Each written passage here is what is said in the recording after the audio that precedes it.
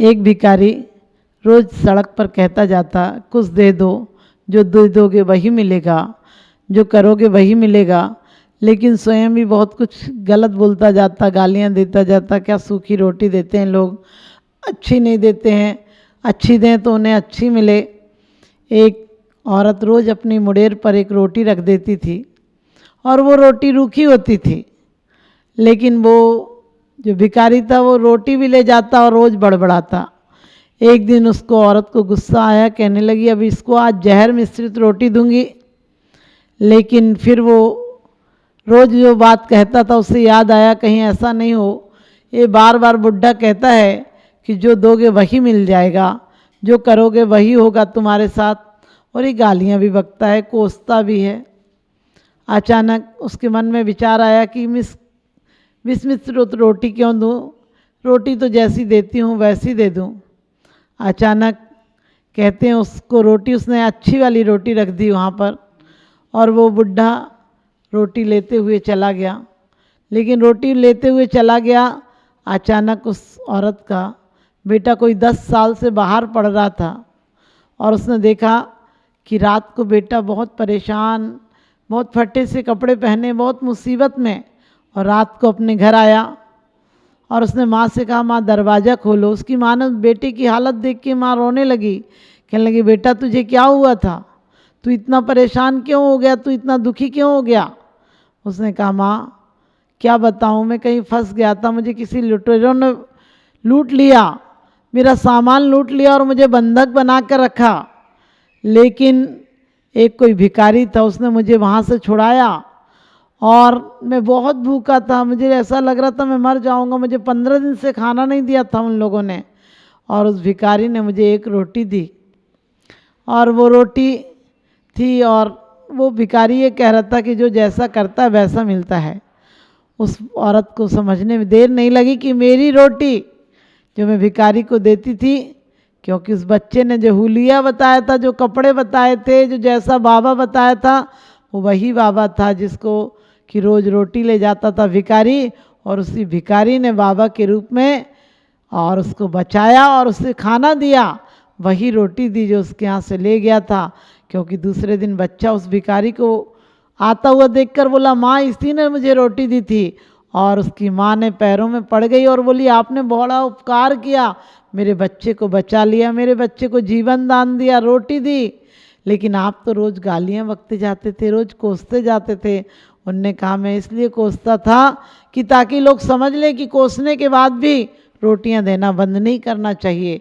यदि कोई कोसे तो भी उसे भूखा नहीं मरने देना चाहिए, यदि कोई कोसे तो भी हमें अपने उपकार से मुख नहीं मोड़ना चाहिए, इसकी शिक्षा थी। और बहन तुमने जो रोटी दी थी उसका उपकार मैंने रोटी देकर तुम्हारे बेटे को चुका दिया, और तुमने जो मुझे इतने दिन रोटी दी उसका उपकार ये था कि मैं रोटी खाकर जी सका और तुम्हारे बेटे को जीवन दान मिला।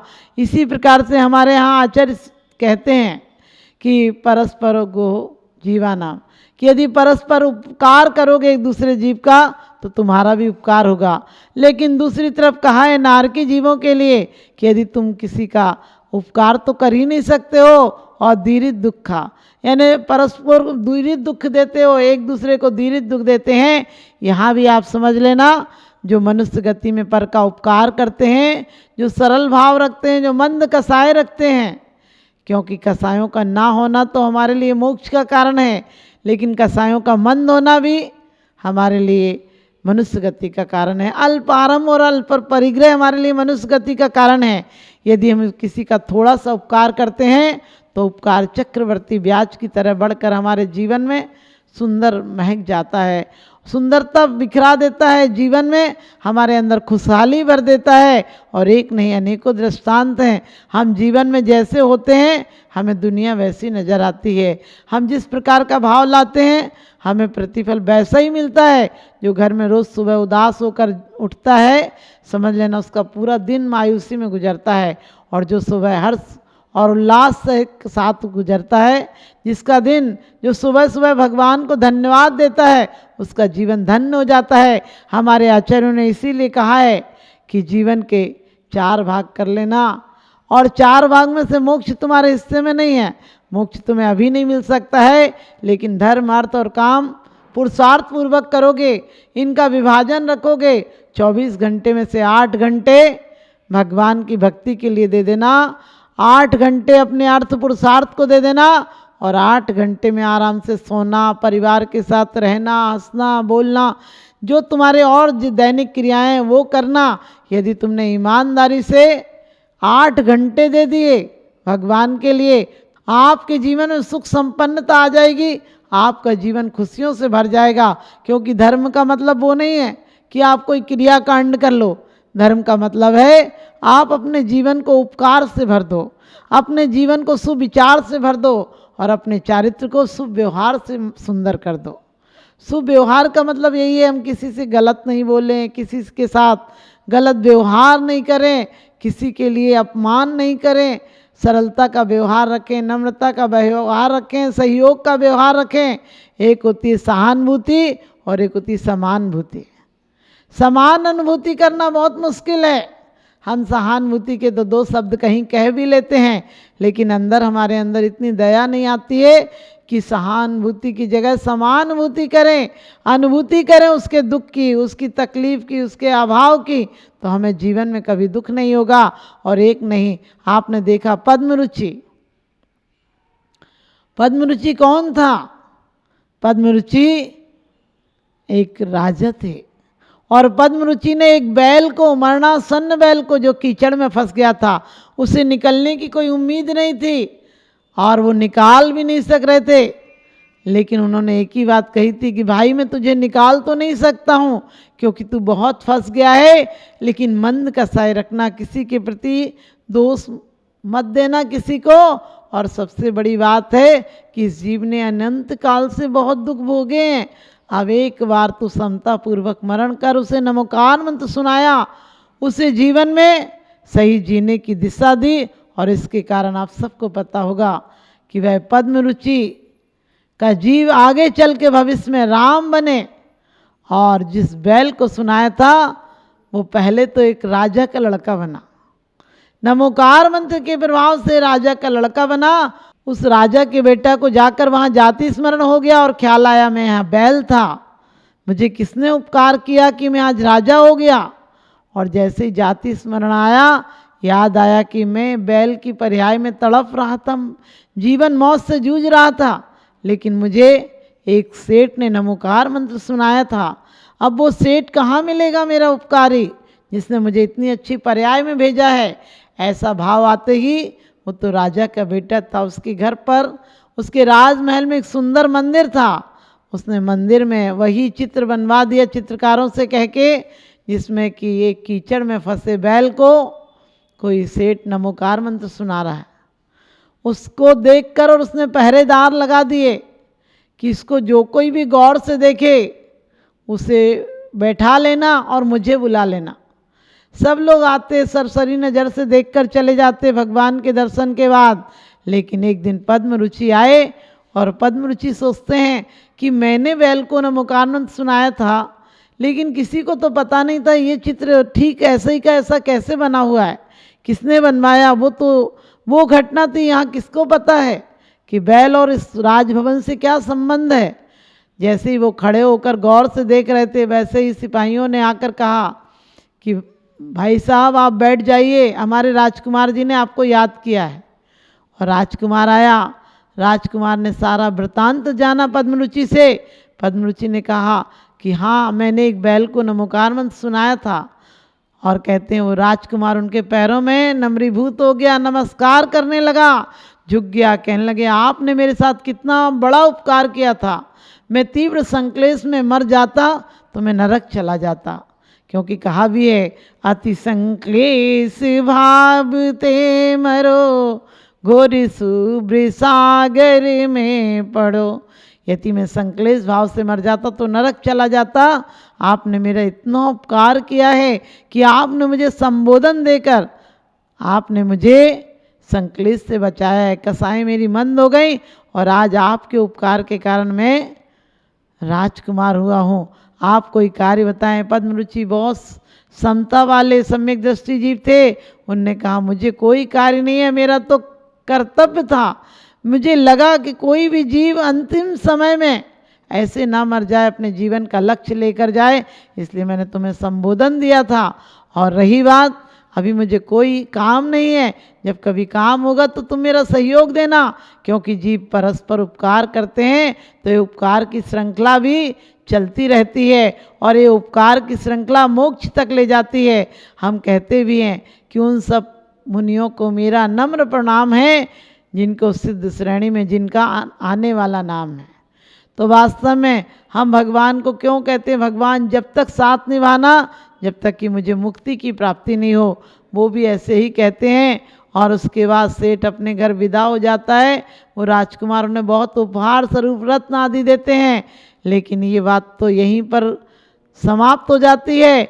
लेकिन अगले भव में वो रामचंद्र बनते हैं, और जब सीता खो जाती है तो वही सुग्रीव सबसे अहम भूमिका निभाते हैं सीता को खोजने के लिए, क्योंकि एक बार का उपकार का फल कितनी बार उन्हें उपकार के रूप में मिलता है।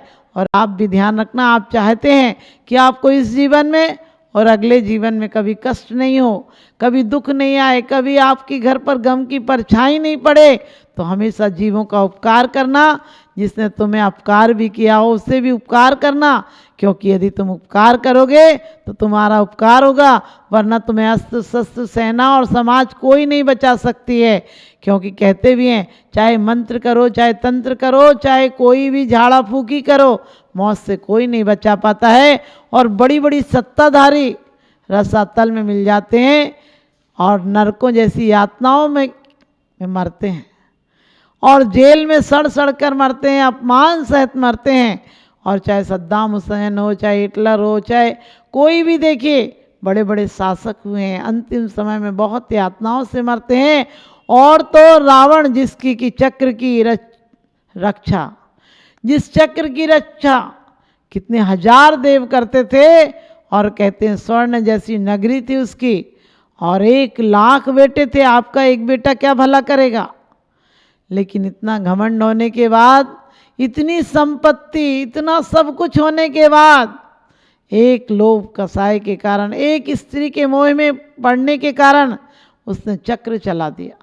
और चक्र चलाने के पहले लक्ष्मण ने तो कई बार कहा था, और कई बार राम ने दूत भेजे थे कि हमें सिर्फ अपनी सीता दे दो, हमें कुछ और नहीं चाहिए, हम युद्ध करना नहीं चाहते, हम नहीं चाहते हैं कि इतनी महाप्रलय हो, इतने जीवों का संहार हो, लेकिन मुझे सीता दे दो और मुझे कुछ नहीं चाहिए।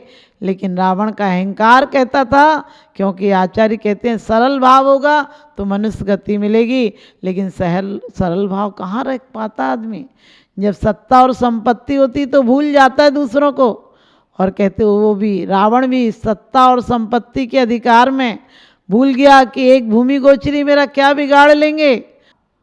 जब मंदोदरी ने समझाया था कि दे क्यों नहीं देते, वो बार बार तो कहते हैं कि मुझे मेरी सीता दे दो। आपको लगता है यदि आपका अपमान होगा, आपको नीचा देखना पड़ेगा, तो मैं जाकर चुपचाप से उस सीता को वापस कराती हूँ। और जब सीता किसी प्रकार से नहीं मानी, आपको पता होगा रावण ने पहले साम दाम दंड वेद प्रेम सब तरह से समझाया। जब सीता नहीं मानी और उसने बहुरूपणी विद्या सिद्ध कर ली, तब अहंकार में बोला था सीता से कि सीता अब कितने दिन राम का नाम लेगी, रावण के द्वारा आज शाम को राम को मरा हुआ सुनेगी। तब सीता ने क्या कहा था कि मैं मर जाऊंगी राम के बिना, आज तक तो मैं राम के कारण अपने प्राण टिकाए थी, यदि कदाचित तो मेरे राम को कुछ हो ही नहीं सकता है, लेकिन कभी हो जाए तो मेरे राम से निवेदन करना कि तुम्हारी सीता क्षण मात्र में प्राण त्याग देगी, तुम्हारी आशा में टिकाए है। और जब ऐसे शब्द सुने सीता के, तो रावण को भी लगने लगा था कि मैं वास्तव में विनाश की चिंगारी ले आया हूँ, विनाश का अस्त्र शस्त्र अपने घर में ले आया हूँ। ये जलती हुई ज्वाला है, स्त्री नहीं है, ये मेरे को किसी प्रकार नहीं मिल सकती है। एक बार मन में आया था, लेकिन अहंकार ऐसा होता है मनुष्य गति में कि वो झुकने नहीं देता है। और कहते हैं मनुष्य गति में सबसे खतरनाक अहंकार होता है। जितनी परेशानियों का जड़ है परिवार में, समाज में और चाहे राष्ट्र में, वह अहंकार है। और उसके कारण रावण बोला था मैं राम को युद्ध में हराऊंगा, उन्हें पराजय करके उन्हें बंदी बनाऊंगा, फिर अपने राज्य में लाऊंगा, उसके बाद उनकी सीता भी वापस कर दूंगा और राज्य भी दे दूंगा। लेकिन आदमी का सोचा हुआ कब होता है? और कहते हैं हवस अरमान इंसान के कभी पूरे नहीं होते, अगरचे दिल से इसका मुद्दा निकले तो अच्छा है। ऐसा रावण का ख्वाब पूरा नहीं हुआ। और क्या हुआ? रावण स्वयं मर गया। और मरते टाइम भी लक्ष्मण ने एक मौका दिया था कि तुम अभी भी सीता दे दो। आखिरी टाइम जब चक्र भी हाथ में आ गया लक्ष्मण के, तब भी उन्होंने कहा था कि हम तुम्हें एक बार फिर समझा रहे हैं कि हमें सिर्फ अपनी सीता दे दो, हमें तुमसे कुछ नहीं चाहिए। लेकिन वो कहते सीता ऐसे ही लोगे क्या? पहले युद्ध करो, कायरता की बातें मत करो। और जब लक्ष्मण ने कहा मेरे हाथ में तेरा चक्र आ गया, तो उसने घमंड में कहा था ऐसा चक्र तो कुम्हारों के यहाँ आ जाता है, क्या करेगा तू? इस चक्र का चलाना भी जानता है अनाड़ी। और जैसे ही उसने ये शब्द कहे थे वैसे ही लक्ष्मण ने चक्र चला दिया। और जो चक्र उसकी रक्षा का कारण था रावण का, जिस पर उसे अहंकार था, जो उसका देवोपुनीत चक्र था, और कहते हैं जो उसे प्रति नारायण के स्वरूप मिला था, वही चक्र के द्वारा, उसी रावण की जिस चक्र के द्वारा उसको रक्षा होती थी, वही चक्र उसका भक्षक बन गया। क्योंकि पुण्य फले तो सब फले, वनिज खेत व्यापार। जब पुण्य का उदय होता है तो सब कुछ मिलता है, सब अच्छा होता है। जब पाप का उदय होता है तो घर का व्यक्ति भी शत्रु हो जाता है। विभीषण जैसा भाई भी उसे छोड़कर चला जाता है। और आज आपने देखा होगा बनी पर देखिए लाखों निसार होते हैं, और बनी बिगड़ती है तो दुश्मन हजार होते हैं। जब आपका अच्छा मौका होता है तो कहते हैं पास पैसा है तो तू दूल्हा है बाराती है, और गरीबी में नहीं पूछेगा कोई कि कौन बाबा है कौन नाती है। तो इसी प्रकार से हमें शिक्षा लेना चाहिए कि हम किसी का उपकार करें, किसी की भलाई करें। हो सके यदि दुश्मन भी है तो हम अपने मन में बुराई नहीं रखें, क्योंकि ये बुराई की संस्कृति हमें अनेक कालों तक ये श्रृंखला हमें दुख देगी, अपमान देगी, संक्लेश देगी, और इस जीवन को भी नरक बना देगी। तो अपने जीवन को स्वर्ग बनाना चाहते हैं तो उपकार बांटे, किसी के साथ भी हम गलत नहीं करें, कोई लाभ के चक्कर में किसी का हित नहीं करें, किसी को बुरी रास्ता नहीं बताएं, और झूठ चोरी कुशील परिग्रह इनकी कभी भी न स्वयं करें, न करने वालों को प्रोत्साहित करें, ना अनुमोदना करें किसी की। क्योंकि ये छोटे छोटे कृत्य एक दिन महापाप बन जाते हैं, और हंसते हंसते हुए पाप बांध लेते हैं। जब फल मिलता है तो रोते रोते हुए भी नहीं भोग पाते हैं। हम मनुष्य हैं तो मनुष्य बनने की पूरी सार्थकता प्राप्त करें, और मनुष्य जीवन का लक्ष्य यही है कि वो दूसरों का उपकार करे, नारकी जीवों जैसा दूसरों के साथ गलत व्यवहार नहीं करे। और गलत व्यवहार नहीं करेंगे तो हमारा व्यवहार अच्छा होगा, हमारा चारित्र अच्छा होगा। और चारित्र जब भी अच्छा हो सकता है जब हमारा नज़रिया अच्छा हो। हमारा नज़रिया हमेशा मनुष्य हैं तो मनुष्यता का काम करें। इंसान की इंसानियत गुम हो गई कहाँ, साये में आदमी है मगर आदमी कहाँ। आज आदमी के चेहरे तो हैं लेकिन आदमियत नहीं है। आज दिल पत्थर के हो गए हैं, आदमी बहुत सख्त और कठोर हो गया है। इसके कारण आज दुनिया इतनी दुखी हो गई है। आज हम सब लोग मिल बांट कर खाएं और जीवन का आनंद उठाएं। जो मिला है आपस में एक दूसरों को दें तो वास्तव में आप सबका जीवन भी आनंदमय हो सकता है। परिवारों में एक चीज़ भी है, सब लोग आपस में उपयोग कर लें। एक जेवर है, सब पहन लें तो घर में क्या ज़रूरत है दूसरे जेवर को लाने की। यदि एक टीवी है सब बैठ कर देख लें तो घर का माहौल भी खुशहाल रहेगा, और दूसरी टीवी की क्या ज़रूरत पड़ेगी। एक साथ पहले की तरह हम लोग मिल बांट कर रह लें तो आज कोठियों की ज़रूरत नहीं पड़ेगी। पहले कमरे थे लेकिन किलकारियाँ थी, मुस्कान थी, हंसी खुशी का माहौल था। आज कोठियाँ हैं, सब अपने अपने कमरों में कब्रिस्तानों की तरह कैद हो गए हैं। हम कब्रिस्तानों की तरह कैद नहीं हो, हम सब्र के साथ रहें तो हमें स्वर्ग ज़मीन पर दिखाई देगा। और उसके लिए ज़रूरी है हम सौहार्द की भावना लाएं, एक सबके प्रति सम्मान की भावना लाएं, बड़ों के प्रति आदर की भावना लाएं, छोटे के प्रति प्रेम का व्यवहार रखें और समान वालों के साथ, समानता वालों के साथ समादर बड़े अच्छे से पेश आएँ, तो हमारा जीवन आज की तारीख में भी अभी सुखी हो सकता है। समय और काल को दोष मत दीजिए, अपने आप को सुधारिए, सब सुधर जाएगा। अपना व्यवहार सुधारिए, सामने वाला अपने आप सुधर जाएगा। क्योंकि हमारे आचार्यों ने कहा है, हमारा आभा मंडल का भी बहुत प्रभाव पड़ता है। जब हमारा आभा मंडल शुद्ध होता है, शुद्ध विचारों का केंद्र होता है, तो सामने वाला दुश्मन भी, उसके भाव भी बदल जाते हैं। और यही कारण है हमारे तीर्थंकरों के पास जन्म जात बैर विरोधी भी बैर को भूल जाते हैं, दुश्मनी को भूल जाते हैं। तो आप सब भी अपने जीवन में खुशहाली के माहौल में जिएं, आपके जीवन में सुख शांति की बरसात हो, हमारा यही आशीर्वाद है।